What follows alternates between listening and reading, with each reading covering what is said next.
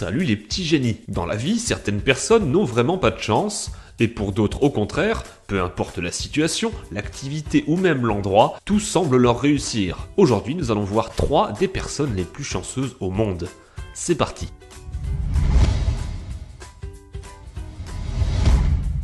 Johan Ginter a, on peut le dire, le cul bordé de nouilles.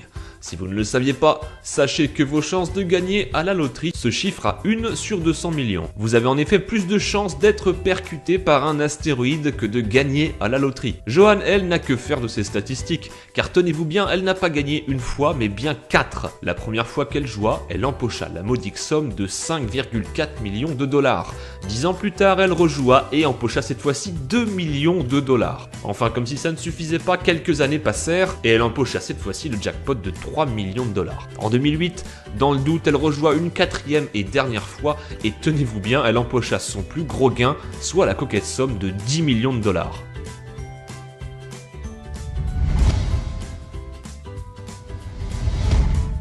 Si vous ne connaissez pas Tsutomu Yamaguchi, attachez vos ceintures, son histoire est assez impressionnante. Durant la Deuxième Guerre mondiale, Tsutomu était un employé de l'entreprise Mitsubishi. Alors qu'il était en visite à Hiroshima en 1945, la première bombe nucléaire éclata. Bien que blessé par l'explosion, il réussit à s'en sortir indemne. Sa famille résidant à Nagasaki, il fut donc rapatrié là-bas et reprit le travail le 9 août, qui est, je vous le donne en mille, le jour où explosa la deuxième bombe nucléaire. Encore une fois, il en sortit sans une égratignure. Plus tard, Yamaguchi passa le plus clair de son temps à promouvoir et expliquer l'importance du désarmement nucléaire. Il déclara dans une interview « La raison pour laquelle je déteste la bombe atomique, c'est pour les souffrances horribles qu'elle inflige non pas au corps, mais bien à la dignité humaine. Comment le monde peut-il encore continuer à développer ses armes ?»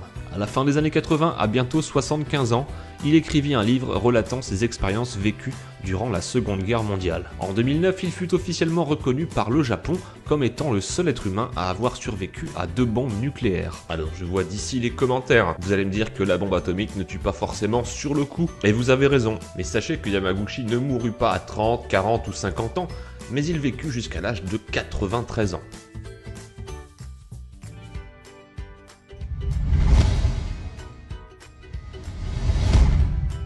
Vous avez déjà vu le film Incassable? Eh bien croyez-moi, c'est du pipi de chat à côté de l'homme que je vais vous présenter. Allez, on termine en beauté par l'homme le plus chanceux du monde, Fran Šelak. Reconnu de nombreuses fois comme l'homme le plus chanceux sur Terre, cet homme d'origine croate a réussi à tromper la mort plus de 7 fois. En 1962, alors qu'il voyageait en train, ce dernier dérailla et atterrit dans un canyon, dans une rivière gelée en contrebas. Les 17 autres passagers moururent noyés, tandis que Šelak, lui, réussit à nager jusqu'au rivage et s'en sortit avec un bras cassé et de l'hypothermie. À peine un an plus tard, en 1963, alors qu'il montait dans un avion pour la première fois, il fut tout bonnement aspiré à l'extérieur de l'appareil. Le problème venait d'une des portes qui était défectueuse.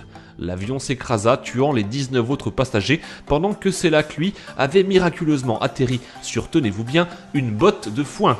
Comme quoi Assassin's Creed ne mentait pas.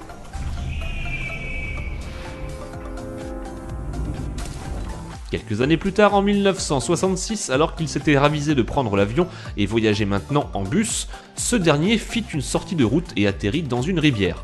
4 passagers moururent noyés, Šelak lui s'en sortit avec des égratignures et quelques bleus. En 1970 et 1973, il survécut à 2 accidents de voiture. Les 2 fois, cette dernière avait pourtant pris le feu, mais il réussit à se dégager et s'en sortit avec de légères brûlures.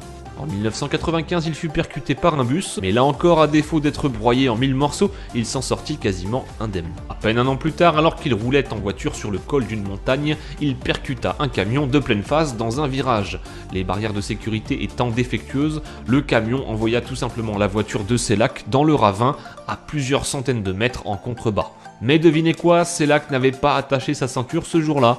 Résultat, il fut tout simplement éjecté de la voiture lors du choc frontal, quelques secondes avant que cette dernière ne tombe dans le ravin. Pour finir, en 2003, quelques jours après son 73e anniversaire, Šelak gagna 1,1 million de dollars à la loterie croate. Il acheta plusieurs maisons et un bateau et utilisa le reste de son argent pour acheter une chapelle afin de remercier Dieu pour ce don du ciel. Ce classement vous a-t-il plu ? Quelle est l'histoire qui vous a le plus marqué ou choqué? Dites-le moi dans les commentaires. Comme d'habitude, n'hésitez pas à vous abonner si la vidéo vous a plu. et également à faire un tour sur la chaîne secondaire. A très bientôt et bonne soirée à tous.